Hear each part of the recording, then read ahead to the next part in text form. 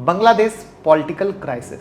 कुछ लोगों का कहना है डेमोक्रेसी की विजय हुई और स्टूडेंट को वो मिला जो चाहिए था, अर्थात रिजर्वेशन कोटा का अंत जो फ्रीडम फाइटर को मिला था। अब आप ये क्लिप देखिए कि स्टूडेंट कैसे जश्न मना रहे हैं।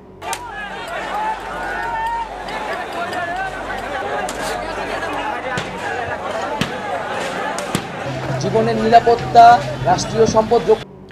मेरा एक सवाल है, शेख हसीना का ये देश छोड़ने का फैसला क्या अचानक बना या किसी की साजिश थी सरकार गिराने की?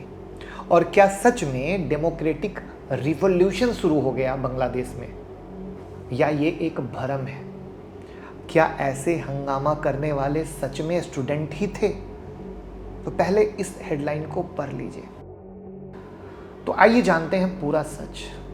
आपको पूरा सच जानने से पहले स्टूडेंट ने विद्रोह क्यों किया वो जानना होगा, जिसे समझने के लिए थोड़ा पास्ट में चलना होगा। स्टूडेंट के प्रोटेस्ट का रिलेशन बांग्लादेश की आज़ादी से जुड़ा हुआ है। 1947 के इंडिया पाकिस्तान पार्टीशन के बाद बांग्लादेश को ईस्ट पाकिस्तान कहा जाता था और ये पाकिस्तान का हिस्सा था। पाकिस्तान को रिलीजियस लाइन पे डिवाइड किया गया था और ईस्ट पाकिस्तान एक मुस्लिम मेजॉरिटी एरिया था, इसलिए ये पाकिस्तान का हिस्सा था। उन्होंने सोचा था क्योंकि पाकिस्तान एक मुस्लिम मेजॉरिटी मुल्क है, चाहे ईस्ट हो या वेस्ट, सब साथ रहेंगे, लेकिन ऐसा हुआ नहीं। ईस्ट पाकिस्तानीज के अगेंस्ट डिस्क्रिमिनेशन शुरू हो गए। भले ही ईस्ट पाकिस्तान में ज़्यादा लोग थे, लेकिन ज़्यादा पैसा वेस्ट पाकिस्तान पर खर्च होता था। ईस्ट पाकिस्तान बंगाली बोलते थे, लेकिन उर्दू को दोनों ईस्ट और वेस्ट पाकिस्तान की ऑफिशियल लैंग्वेज बना दिया गया। इसके बाद ईस्ट पाकिस्तान में डिस्क्रिमिनेशन का ये एहसास बढ़ता चला गया। फिर 1970 में दो बड़े हादसे हुए। साइक्लोन भोला ने ईस्ट पाकिस्तान को तबाह कर दिया। Time and again, they've ravaged India, Bangladesh and their neighbors. 3 से 5 लाख लोग मर गए, लेकिन वेस्ट पाकिस्तान ने बहुत कम मदद की। 1 महीने बाद पाकिस्तान में पहली बार जनरल इलेक्शन हुए। नेशनल असेंबली में वेस्ट पाकिस्तान के पास 138 सीट थी और ईस्ट पाकिस्तान के पास 162। इस इलेक्शन में मुख्य रूप से 2 पॉलिटिकल पार्टी थी। वेस्ट पाकिस्तान में जुल्फिकार अली भुट्टो की पाकिस्तान पीपल्स पार्टी और ईस्ट पाकिस्तान में शेख मुजीबुर रहमान की आवामी लीग। शेख मुजीबुर रहमान ईस्ट पाकिस्तान में एक बड़े नेता थे। उन्होंने लोगों को बताया कि वेस्ट पाकिस्तान कैसे उनको दबा रहा था, उनकी लैंग्वेज को दबा रहा था और उन्हें पैसा नहीं दे रहा था। 1970 के जनरल इलेक्शन का ये माहौल था। जब रिजल्ट आए, वेस्ट पाकिस्तान के लीडर्स शॉक हो गए। आवामी लीग ने ईस्ट पाकिस्तान में 162 सीट में से 160 सीट जीत ली, जबकि पाकिस्तान पीपल्स पार्टी ने वेस्ट पाकिस्तान में 138 सीट में से 81 सीट जीती। इसका मतलब था नेशनल असेंबली में आवामी लीग गवर्नमेंट बनाई जाएगी। मतलब पहली बार पॉलिटिकल पावर ईस्ट पाकिस्तान में होता, लेकिन वेस्ट पाकिस्तान के लीडर ने इस बात को मानने से इनकार कर दिया और वेस्ट पाकिस्तान ने आवामी लीग की जीत को रिकॉग्नाइज्ड करने से इनकार कर दिया। इस वजह से शेख मुजीबुर रहमान ने ईस्ट पाकिस्तान में सिविल डिसओबीडियंस मूवमेंट शुरू कर दिया। 7 मार्च 1971 को ढाका के रेस कोर्स ग्राउंड में शेख मुजीबुर रहमान ने एक आइकॉनिक स्पीच दी। उन्होंने कहा कि पाकिस्तान के बांग्लादेशी को एक साथ रहना चाहिए और बांग्लादेश के लिए आज़ादी मांगी। 25 मार्च 1971 को वेस्ट पाकिस्तान की फोर्स ने ईस्ट पाकिस्तान में प्रोटेस्ट को दबाने के लिए अटैक कर दिया। वेस्ट पाकिस्तान की फोर्सेस ने ऑपरेशन सर्च लाइट लॉन्च किया, जहां कई सिविलियंस मार दिए गए। इसके बाद बांग्लादेश में एक रेसिस्टेंस फोर्स लॉन्च की गई। इस फोर्स का नाम मुक्ति वाहिनी था। इस ग्रुप में कई फॉर्मर आर्मी लीडर्स और सिविलियन थे जो इंडियन गवर्नमेंट द्वारा सपोर्टेड थे। मुक्ति वाहिनी और इंडियन आर्मी ने वेस्ट पाकिस्तान की फोर्स को हरा दिया और बांग्लादेश 1971 में आज़ाद हो गया इंडिया की हेल्प से। आवामी लीग के शेख मुजीबुर रहमान, जो आज़ादी के आंदोलन का फेस थे, वो बांग्लादेश के पहले प्राइम मिनिस्टर बन गए। अब बात करते हैं कोटा की, क्योंकि कहानी यहीं से जुड़ी है।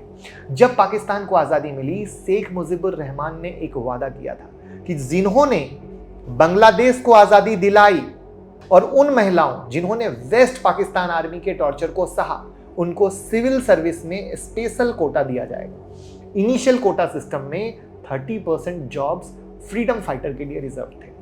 10% उन महिलाओं के लिए थे जो इंडिपेंडेंस के दौरान टॉर्चर का शिकार हुए, और 40% जॉब बैकवर्ड डिस्ट्रिक्ट से आने वालों के लिए थे। बांग्लादेश को 1971 में आज़ादी मिली और 20-25 साल बाद ये कोटा सिस्टम डाइल्यूट हो गया, क्योंकि कई फ्रीडम फाइटर की मौत हो चुकी थी। इसलिए कोटा सिस्टम को 1997 में चेंज किया गया। अब फ्रीडम फाइटर के बच्चों को भी कोटा दिया जाएगा। 2010 में एक और बदलाव लाया गया। अब फ्रीडम फाइटर के ग्रैंड चिल्ड्रन को भी कोटा दिया जाएगा। इसका मतलब था 56% जॉब अलग अलग लोगों के लिए रिजर्व था। 30% जॉब फ्रीडम फाइटर के बच्चों और ग्रैंड चिल्ड्रन के लिए, 10% औरतों के लिए, 10% बैकवर्ड डिस्ट्रिक्ट के लिए, 5% इथनिक माइनॉरिटीज के लिए और 1% फिजिकली डिसेबल्ड लोगों के लिए। इसका अर्थ क्या है? सिर्फ 44% गवर्नमेंट जॉब मेरिट बेस्ड थी। तो भैया बहुत बड़ा फर्क था। इसके चलते स्टूडेंट का गुस्सा भलभला रहा था। वो रिजर्वेशन के अगेंस्ट थे। उन्होंने इस रिजर्वेशन के अगेंस्ट आवाज उठाना शुरू कर दिया। आपकी जानकारी के लिए बता दूं, शेख हसीना शेख मुजीबुर रहमान की बेटी हैं। वैसे 2018 में कोटा सिस्टम हटा दिया गया था, लेकिन इस बार के इलेक्शन के बाद फिर से वापस लाया गया, लेकिन 30% की जगह 7% पर, और पब्लिक उसको भी हटाने की मांग करने लग गई। बदले में गवर्नमेंट ने प्रोटेस्ट को रोकने के लिए कुछ रबर की गोलियां चलवाई, गैसेस फेंके, और ये प्रोटेस्ट इतना बढ़ गया कि फाइनली आर्मी ने खुद बोला कि आपको देश से बाहर चले जाना चाहिए। कुछ देर बाद शेख हसीना हेलीकॉप्टर में बैठकर इंडिया आ गई, और फिर आर्मी ने बैरिकेड हटा दिया और पब्लिक शेख हसीना के घर में घुसकर उनके सामान चुराने से लेकर तोड़फोड़ करने लग गई। और वीडियो आपके सामने है। क्या आपको लगता है ये सब स्टूडेंट कर रहे हैं? क्या स्टूडेंट की भीड़ में कुछ और राज छुपा है? ये सब तो अभी कुछ हफ्ते पहले हुआ है, लेकिन मैंने वीडियो के शुरुआत में एक आर्टिकल दिखाया था जहां शेख हसीना ने किसी वाइट कंट्री की बात की थी। उससे साफ पता चलता है कि शेख को ये बात पहले ही पता चल चुकी थी। अब शेख हसीना के उस स्टेटमेंट को डिकोड करने की कोशिश करते हैं। शेख हसीना जो जनवरी में अपना चौथा टर्म जीत चुकी थी एज प्राइम मिनिस्टर, उन्हें कंट्री से भागना पड़ा क्योंकि हिंसा बहुत बढ़ गई थी। बांग्लादेश की मेन अपोजिशन पार्टी बीएनपी ने इलेक्शन बॉयकॉट किया था, ये कहते हुए कि इलेक्शन सही नहीं हुए हैं क्योंकि उनके लीडर्स जेल में हैं। लेकिन फॉरेन ऑब्जर्वर्स जैसे कि Canada, Russia, Organisation of Islamic Corporation ने कहा कि इलेक्शन फेयर और पीसफुल थे। सिर्फ एक कंट्री थी जो एग्री नहीं कर रही थी, और वो थी अमेरिका। ये इसलिए भी माना जा रहा है क्योंकि इलेक्शन के कुछ महीने बाद शेख हसीना ने एक चौंकाने वाली बात कही थी। उन्होंने कहा था कि इलेक्शन के दौरान उन्हें एक वेस्टर्न कंट्री से ऑफर मिला था कि अगर वो बांग्लादेश में एक एयरबेस बनाने की परमिशन दे देती हैं तो वो इलेक्शन जीत जाएंगी। लेकिन शेख हसीना जो बांग्लादेश के father of nation Sheikh Mujibur Rahman की बेटी हैं, उन्होंने ये ऑफर ठुकरा दिया। उन्होंने कहा कि वो अपने देश की आन शान के खिलाफ कंप्रोमाइज नहीं करेंगी, सिर्फ पावर में रहने के लिए। जहां पर देश को खतरा हो वो नहीं करेंगी। ये वेस्टर्न कंट्री कोई और नहीं बल्कि यूएसए की बात इनडायरेक्टली कही।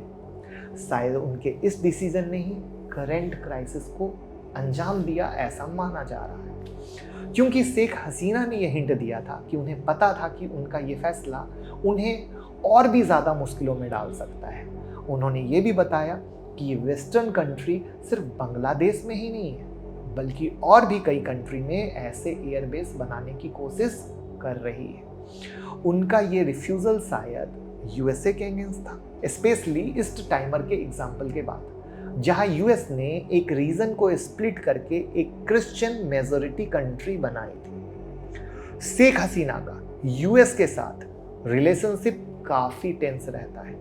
कई लोगों का मानना है कि इस टेंशन की वजह अमेरिका है और बांग्लादेश में जो हो रहा है उसके पीछे शायद उसका हाथ हो सकता है।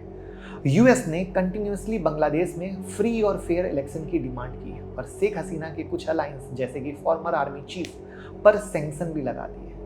रसिया ने भी यूएस को एक्यूज किया था कि वो लोकल अपोजिशन के साथ मिलकर एंटी गवर्नमेंट प्रोटेस्ट प्लान कर रहा है। तो भैया फाइनल समरी क्या है?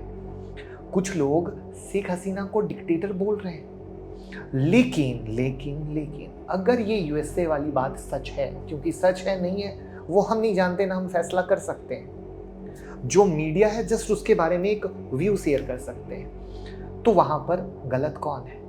क्या वो देशभक्त है या डिक्टेटर? क्योंकि अगर यूएसए वाली सच है तो इंडिया के लिए कहीं से अच्छी खबर नहीं है, क्योंकि बीएनपी का समर्थन पाकिस्तान की तरफ है ना कि इंडिया की तरफ। और भारत के आसपास की कंट्री जैसे पाकिस्तान, श्रीलंका और अब बांग्लादेश जैसी कंट्रियों में पॉलिटिकल इनस्टेबिलिटी कहीं ना कहीं बिखरती जा रही है और वो हमारे लिए अच्छी नहीं है। और बांग्लादेश में डेमोक्रेटिक कंट्री अब आएगी कि नहीं आएगी, कौन नेक्स्ट पीएम बनेगा, इस पर डिपेंड करता है। जहाँ तक हम बात करें बांग्लादेश की, उनकी इकोनॉमिकल कंडीशन भी बहुत अच्छी नहीं थी, लोगों की अर्निंग पावर भी अच्छी नहीं थी वहाँ पर।